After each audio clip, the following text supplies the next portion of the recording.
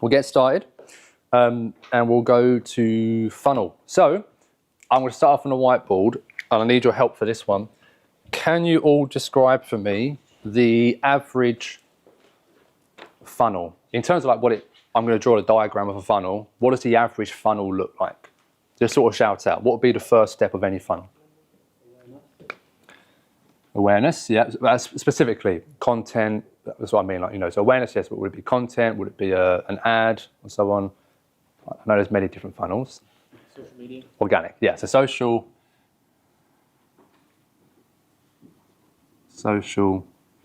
I'll put there / content. And what's the next step after that? Someone sees our content. DMs. Where do we then push them? DMs. Or link. Possibly a link. I'll put DMs. Or lead magnet. Could be a lead magnet. I'll put here. Well, that might come after that, let's say. And I know this is a very open-ended question because there's like a billion different funnels that it could be. I'll put here lead magnet. Okay, what happens after that? Landing page. Landing page. Well, let's assume that's with that, so some sort of landing page. Did you mean a landing page for like the offer, basically? Yeah, so it might go to a landing page. So landing page, that's an L. And then from there, it's probably going to be to book a call. Oops, and then become a client. Right, so that's your typical funnel. And nothing wrong with this, but I just want to kind of visualize it so we understand the difference between your regular funnel compared to how I currently do my funnel. And again, everyone who knows me knows I hate the term funnel. I just don't like funnels in general. But I'm going to explain it, okay? So the key thing with how I now run my business is that I have to get people pre-sold before they land in my DMs. I have to, otherwise it doesn't work. You know, if I'm selling a $5,000 to $8,000 program inside of DMs, I cannot sell to someone if they're not already 100% sold on me, mechanism, model, all of that stuff. So, I'm just gonna leave that there. So, first step, and this will apply if you're selling it in the DMs or if you want more pre-sold people on a sales call, this still applies, okay? Obviously, first step is content.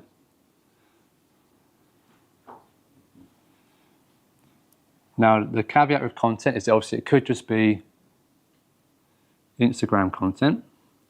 But right now for me, I have 3 main channels I use. Instagram, YouTube, and email. They all serve a purpose for me. Instagram really is my HQ. That is the platform that I use pretty much for every part of the funnel. It's my traffic generator, it's how I nurture people, and of course it's how I convert people in the DMs in conversations. YouTube is a nurture platform. That is where I put out long form videos to give people a greater insight into my ideas, how I think, how I talk, how I present, how I teach, and really just giving much more detail on subjects that a 1-minute video on Instagram just cannot give, right? That's what YouTube does. Now, email really is a bit of it's like a directory. You know, email is not really designed to sell people. It's not necessarily designed to even nurture people. Email is more of a repurposing of any YouTube or Instagram posts I do. And it's just designed to push people somewhere else. I don't want people to just be sat on my email list and just be there forever. I want to use email to push them to the next step. So email for me pushes people to either message me about my program, or it pushes them to a lead magnet, or to a YouTube video. One of those 3 things, typically. Now the next step, beyond my content, and I guess actually saying that a 4th one in content would be stories. And obviously stories, quite similar to email. Stories are very rarely on my stories their own separate thing. They're typically a repurpose of a piece of content, a script, a YouTube video, even an email. If I've done an email separate, it's repurposed. So stories and emails, they don't add more time necessarily. Apart from the scheduling of them, they don't actually add more time in terms of creation. YouTube, of course, does, and Instagram does have its own time as well. But that's my content, let's call it cadence. That's the content I produce, nothing else, nothing less, nothing more. Any questions on that, by the way, so far? Everyone clear? Create the stories before. You have everything created before. Well, no, so usually, so just so everyone knows, Liam actually helps me with my Instagram and scheduling stuff. So Liam is essentially my social media manager. Now, I script my Instagram content and I script my emails at the moment. But what Liam does is he takes my scripts and designs it, puts it together. Anything I film, he'll edit it and post it and do captions. He was also doing emails, but I'm just kind of doing them at the moment. I script and film my YouTube and upload, and in stories, Liam basically just takes my content, takes even something that we've done in a coaching call, and he puts together a story sequence for me based on sort of templates and formulas that we've used before. Right, so it's all kind of pretty systemized. For me, I start from Instagram. A lot of people start from email or they start from YouTube and they kind of work their way down. I just find it easy to work from Instagram because I always have done. And so for me, it's easier to get ideas of saying, okay, what carousel could I do? What reel can I do? And it's easier for me to expand out from that than it is to go from YouTube. It might be different for you guys.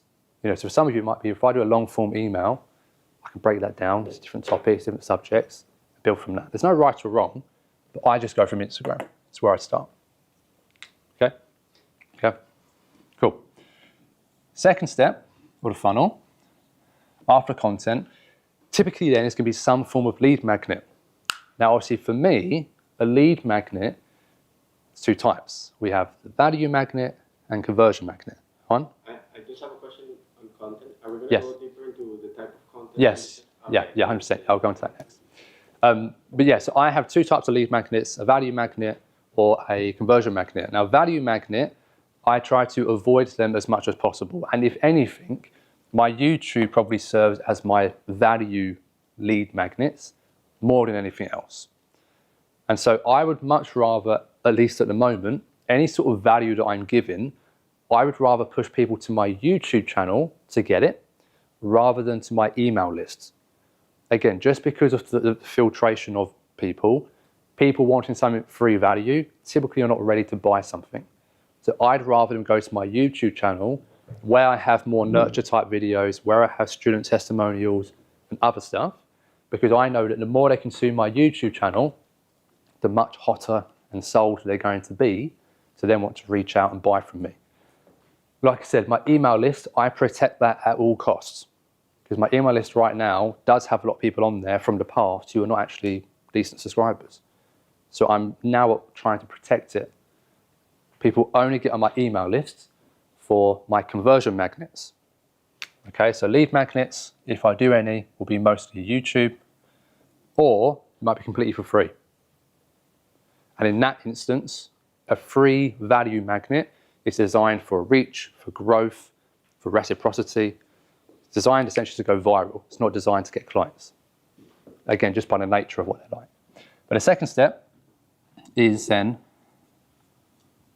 I call a conversion magnet. Now that is the kind of way I have two options.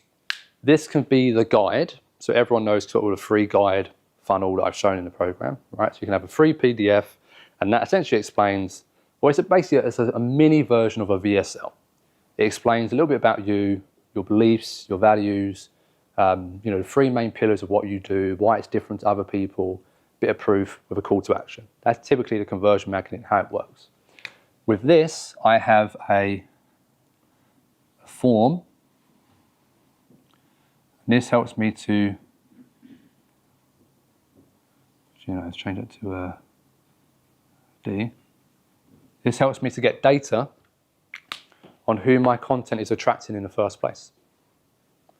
So again, before I push people to my email list, to another conversion magnet, I like to collect data. I like to understand who is actually downloading that conversion magnet. Are they the right people? Are they the wrong people? And typically the questions on the form, again, you all have seen it, are things like, what's your coaching business? How much money do you make? Where are you from? What's your goals? What are your challenges? What are your pain points? Typical qualifying questions, right? So I get a real good sense. Now from that, I might actually get some people reach out. But what I'm now doing, or I should say at least going to be doing, is rather than having a direct CTA, as in DM me SCB if you're interested, that still works, right? I'm not saying it doesn't. It does still work for sales calls. But for DM selling, they're still not really sold at this point. There's still another layer we have to go. So next step here is then the VSL. Now the VSL, most of you would have seen it. And again, we're going to go through that shortly. It's a 10 to about 25-minute video that basically explains that, but in much more detail. Okay? Now the thing with this is that the VSL is what then puts people onto your email list.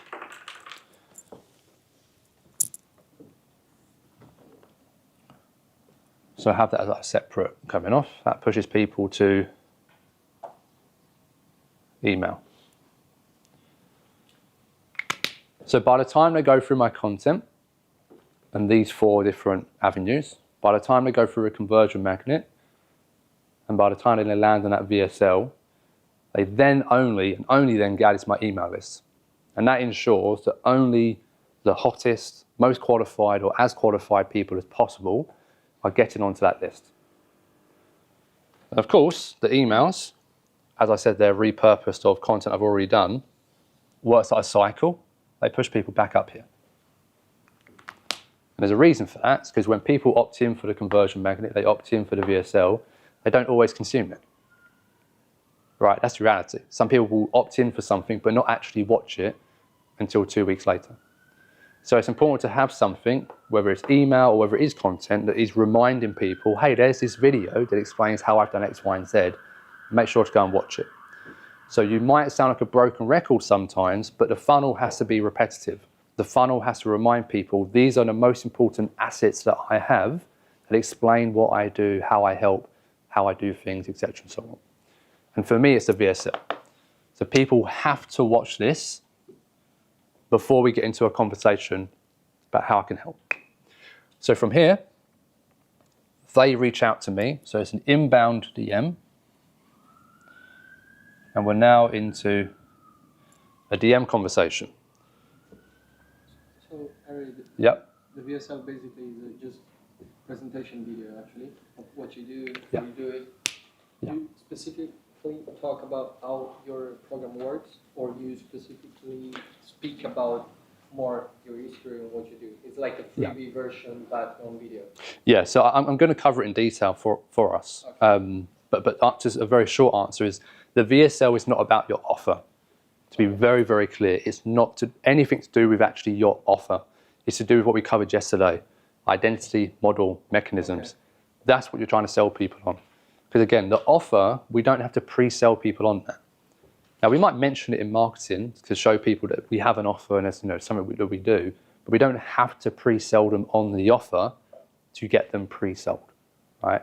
We simply have to get them pre-sold on us, identity, our model, the blueprint we follow, and our mechanisms, how we get results. That's what the VSL pre-sells people on, okay? And we'll cover that again in a bit. Yeah, shout out. How you push people from conversion to VSL, or you don't do that? Well, it would just be on the conversion magnet. There'll be, instead of me saying, okay, DM me SCB, there'll be a link that says, click here if you want to watch, blah, blah, blah. How to do, yeah, sorry if I didn't clarify that. That's what it is. Just be a link on the actual document itself. Now, the key thing actually is that this conversion magnet, this can be taken out, just to be clear. So not everyone has to go through this, but this is just like, if you feel like you're getting maybe not the best quality coming to this, you maybe add one more step to get access to it. You hide this behind something else. Now, some of you, if you haven't done a VSL yet, I would say the first step is actually you put the VSL up here and you have it public. You have it that everyone can see it and pretty much most people can get access to it.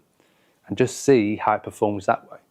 And if you find you're not getting the right people coming through, then you add the friction, then you push it behind something else, so only the right people get through to it, and therefore then go onto the email list. Okay, so as much as this is what I do, you're going to want to test out different kind of variations of it at first to see what works best for you, because there is no perfect funnel. It's different for everyone. So VSL, inbound DM, they then message me.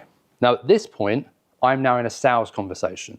So this now becomes, I'm selling. Yes? And if we eliminate the conversion magnet, we still use the form to get them access to the VSL. You can do, but you also don't have to. Again. So just testing. It's just testing. It's just testing. But you'll know that if people are watching this and either A, they're not reaching out, or B, people who do reach out are unqualified, then you know you've got to do something to stop people getting access to it in the first place. It could also be a VSL problem, of course, but it's likely, again, like I said, 95% of the time, the problems we have in our business before someone is a client, so whether it's people engaging with content, the DM process, objections, unqualified people reaching out, like a lot of it just comes down to the fact that the people you're speaking with are just the wrong people. So it's like the VSL could actually be a very good VSL, but because the wrong people are watching it, you then believe the VSL is wrong. When actually sometimes it's not that, it's just the wrong people are watching it, So it's always working this way and making sure that, okay, content filters the right people to this. Now I know I've got good people here. Okay, now I can trust that. Now move on to this. And if that's not performing, and I know I've got people here who are opting in and they're earning, I don't know, 50K per month, whatever it might be, well, I know, crap, that's not doing what it should do. I need to fix that. The key thing is the data.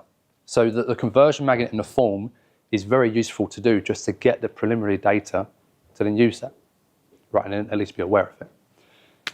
So VSL inbound DMs, and then from that process, I send them, and I'll explain this process again in a second. I send them an offer doc, which basically is my Notion one-page document I have. And then from there, it depends on what time of the month it is, but they either go, so I know you won't all be able to see this, but they go either to the wait list or they become a client.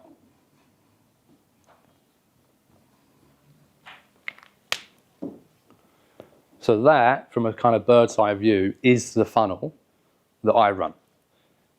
Content, different platforms, different avenues, drives people to a conversion magnet, or if not, directly to the VSL. VSL pushes people to my DMs. If they don't convert off the back of the VSL, and or if they don't actually watch it, my emails recapture their attention back to the content. That starts that process again. They reach out to me. I don't reach out to them. There is an option where you can also reach out to them.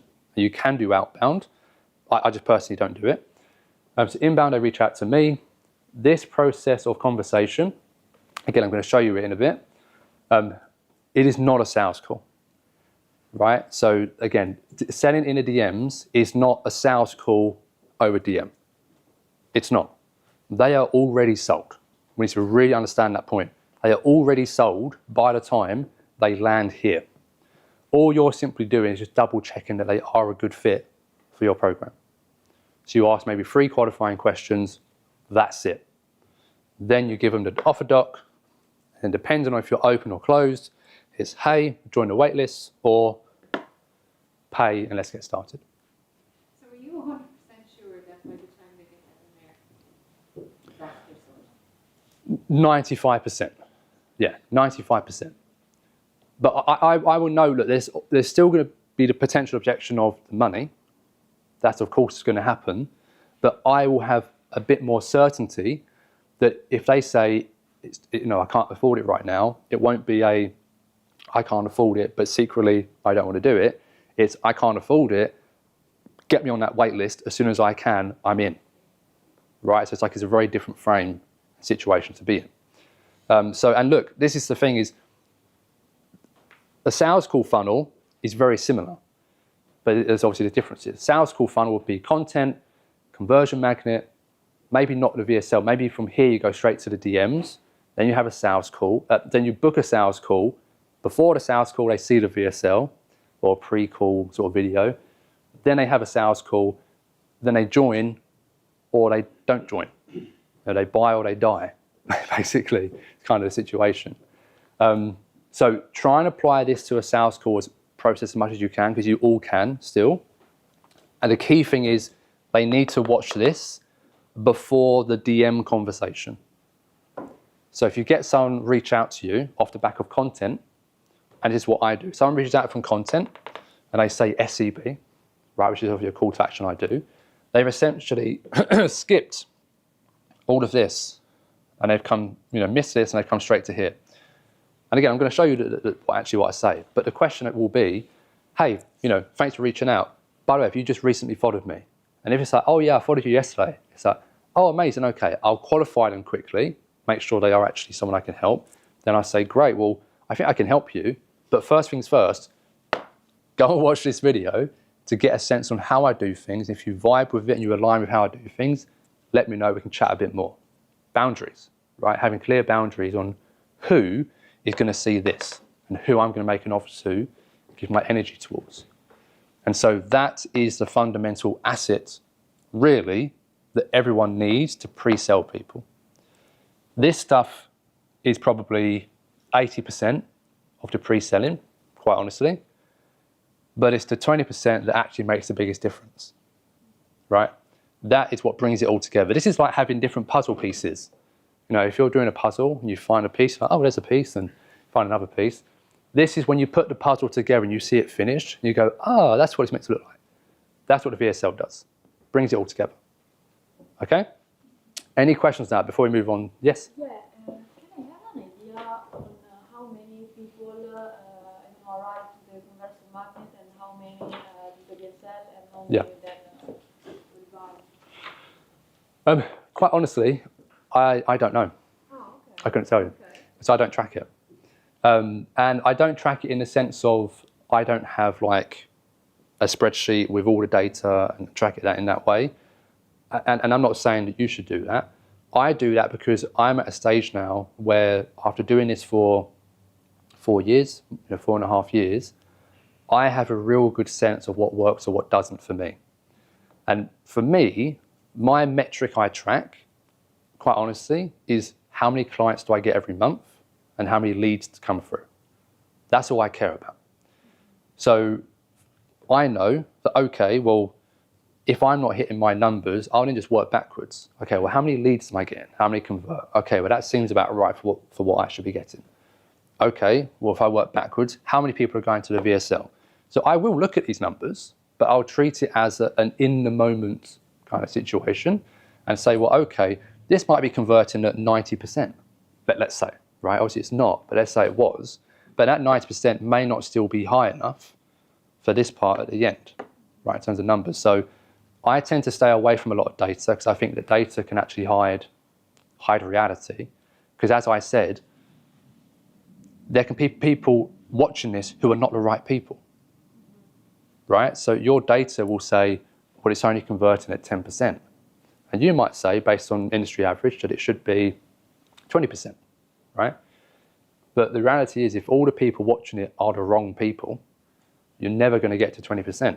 So you end up changing that for the wrong people, right? So it's so important that you make things that you want to make that communicate your ideas, your model, your mechanisms. Of course you want to improve it, but this is, this is what dictates the rest of that.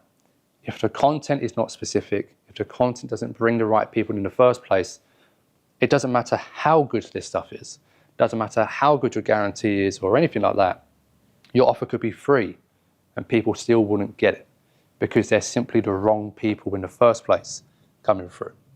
So you want to look at the intangible metrics of who rather than how many.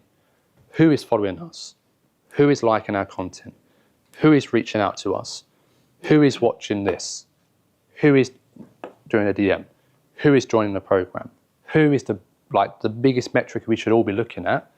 When I say metric, intangible metric, because that dictates the efficiency of this funnel specifically. Right? It'll be very different for, so Ben, for example, with your theme page, right? The quality per se of the lead you need on that theme page for that to work is not the same as for your coaching program. So for you, it'll be just like a quantity over quality approach. The more traffic you get, the better that performs, right? But for the coaching, this is what you'd have to do to get the right people coming in. Again, the who, the quality dictates the rest of that. So you can track the numbers, but I just prefer not to because I just can't be bothered most of the time. Okay. No, I was Yeah. asking because all market is much smaller because we are in Italy and Yeah. we don't have all the brands, only two of the brands. So Yeah. I'm worried only to farm leads with selling in the DMs. So I was wondering how. Yeah. how many people- Well, the key thing is that, look, we've said it in the DMs, and especially with the way this is done, it's very unlikely that you lose leads, right? Because with sales calls, typically the approach is get them on a sales call as quick as I bloody can, right? As soon as they reach out, follow, it's like get them on a sales call. And that works. It captures a small percentage of people who are ready to buy. But the issue you have is that if they then don't buy on a sales call, the way that sales call has been formatted and delivered, typically it does burn the lead. Typically it means it's very unlikely that they will come back because maybe they felt pressured on the call or whatever it might be. And yeah, whatever it might be, there's a bit of a negative taste, let's say, that's left at the end of that call. Now, look, that's not to say that you shouldn't be running that sales call funnel. You absolutely can. It's just being aware of that and then managing the call maybe differently for that reason. But that's just the typical sales call funnel. The whole point of this is that when they get to that sales position, it's not because you've chased them and you've sort of shown them and why they should be on a call. They're there because they want to be there and because they're already sold on YouTube, right? And so even if they're not ready to buy the program, then they go on to that. And they show their interest that way by being on the wait list. And that way, they now have something to aim towards themselves, and you also have something to actually follow up on, right? Because follow-up is so important, but follow-up only works when you have a reason to follow up, which is why most follow-up is, let's say, not very good, pisses people off, quite honestly, because you're following up for no reason. It's like, hey, just checking in, how you doing, and they know it's like, you just want me to buy from you, But if they've joined a wait list, I checked in with someone the other day. He couldn't afford it at the time. I said, hey, mate, how you doing? Just let you know, we're opening enrollment again in a couple of days' time. Are you ready to jump in this month, or are you still looking at maybe another month or two? He said, I'm trying my best. I want to get in this month. I'll keep you updated. Cool. And that's all we need to do, just to kind of keep the pulse and understand what's going on. And he's the one who said to me, I'm a soulmate. He said, I'm sold, I'm a soulmate, I'm coming buying from you, I've just got to get the funds together, right? And they're paying something to be on the wait list. No, waitlist is free. Yeah, you don't have to pay to be on there. Yeah, waitlist is free. Anyway. Yeah. So, and that's very, very important. I don't just let any random Joe jump onto my waitlist, right? So my waitlist has about 25 people on there at the moment, right? Some of them are ready to jump in now, some will be in the new year. But a waitlist is the hottest of the hottest leads. These are the people that they are ready to buy, but for whatever reason they can't right now. So this is where we get into like how you can do cash injections, where, for example, coming towards Christmas time or my birthday, if I wanted to, I could message these people privately and say, oh, hey, just want to let you know, I'm running a private promotion for those on the wait list. I'm 27 years old next week. I'm running a 27% off offer, right? If I wanted to. Or I could say, I'm going to give you an extra 27 days inside the program, something like that. So that's what you can then do with these people, is make unique offers like that to then get them to move quicker. Yeah. Yeah, come on after, yeah. So inside the offer document, you have to put a description of how your program works, at least. Yeah. Because So otherwise you can just sell people on your identity. yeah. So today we're going to cover this. We're not going to cover this. We're going to cover this, this, and then in terms of the sell, that's the sell-in. In terms of the wait list and sort of the kind of promotion cycle I follow. I know that's a question you had. We'll go over that in the afternoon. I can explain sort of how that works and stuff. But yeah, otherwise, we're going to go through all of this in detail, apart from that. Yeah. Just the last question is, I lost the sight of email stuff. I mean, how does it connect VSL, email and content? What's the... What? So what's the purpose of the email? No, the email. Oh, no, that's just saying that after people, so when people join Watch the VSL, Yeah. they come onto my email list. Okay. Then the emails recycle content and push people back to here. So after this, if people don't come down here, my emails push them back here, right? That's the whole purpose of email really, is just keep people active, keep people seeing your content more than anything. Yeah? So there's a lot of questions on this subject. I like it. Go ahead, Emma. Yeah, so I've heard before about like making people aware of like why this, why me, and why now. Yeah. And so I'm looking at what you've got there, and it's like the why this is answered in the offer doc, Mm-hmm. the why me is answered in the VSL, and Yeah. the why now is like they are either a client or they're on the wait list. Mhm. So, Yeah, yeah. And the why now, like I said, could be some kind of offer you're doing for that time of year, for that month. And that's what I now do is every month, again, we'll cover this on the offer doc, but every month I'll have some kind of, I don't want to call it a promotion, but it's kind of what it is. There'll be some kind of promotion, some kind of reason why they should join this month specifically, which we covered. Impulse offers, which is another good thing to add into that. An impulse offer, which, look, an impulse offer, in some sense, is not even part of the funnel. An impulse offer, and for those who don't understand what an impulse offer is essentially, I run workshops for the program every month, and I sell tickets to those workshops every month, right? So it's basically having a second offer without having to create something new. I'm selling something separate that I already have, that I'm already delivering, that I can already market in the content that I already do, right? So there's no additional work, but I sell a few extra tickets. That's an impulse offer. Now, an impulse offer does help move people along this funnel, but I've not included it because for me, an impulse offer is just like a nice to have. It's not an essential part of this. Because typically, the people who buy the impulse offers will either be someone who's like very cold up here, because it happens, you know, people buy like $100 workshops, or it's someone in this area here. Someone who's already like leaning towards working with me, maybe not fully committed yet, and the impulse offer just works because then it gets people a real taste of how I teach and how I do things. But it's not integral, because fundamentally that's what YouTube does for me. It gives people longer videos, longer content to consume. Yeah? Yesterday you mentioned something like last month was 10, 11, 12 leads, Mm-hmm. and then like 7 clients. So that, by leads, you mean that you show the offer doc? Yeah, correct. Yeah, people who reach out, then I show the offer doc too. And yeah, the ones who didn't convert, waitlist. The ones who did, obviously bought. And then, like I said, it's not perfect. Every so often I'll get someone come through to here and they're like, don't reply, you know, or like maybe they're just not quite the right person. It happens, of course it does, right? But in general, no, I do have it very strict that the only people seeing this are those who really are interested. Because again, I don't do any outbound, which makes a big difference to it.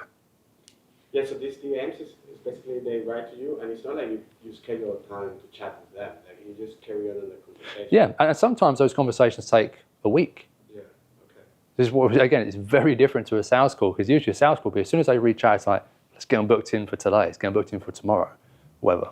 This is a very, very casual way of selling.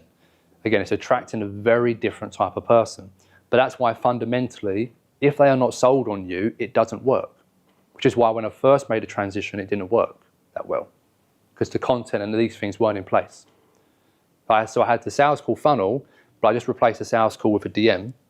And so I was wondering, why is it not working? You know, so, well, because people weren't sold on me like that much. Maybe 80% sold, maybe not even that. And then obviously this does the rest. Yeah? You feel like Go on, Monica. Go on. You feel like it's becoming more special to work with you if they don't see you in the sales call, because I think that is a problem of us, because they want to talk with Thomas because he's the person that they see online. They say, Yeah. oh, I really want to talk with him and to work with him, but I think that it's becoming less special if he is selling them with a free call, so they see him and it's not so special. Are you doing YouTube at all? Yes and no. Yes and no. We know we should. Yeah, so I mean, look, so YouTube, again, can essentially replace a sales call, because again, look, if we think about a sales call, the sales call really serves one purpose, and it should be to sell people on the offer. That is what the sales call should be for. Now, how most people do sales calls, and how I used to do sales calls, and how I've taught it, is really the sales call. You kind of sell them on everything. Why you should buy from me? Why now? Why this offer? Why I'm different? That's what sales calls have been done typically before. But that just, again, takes a lot of time. You attract the wrong people. You work with the wrong people.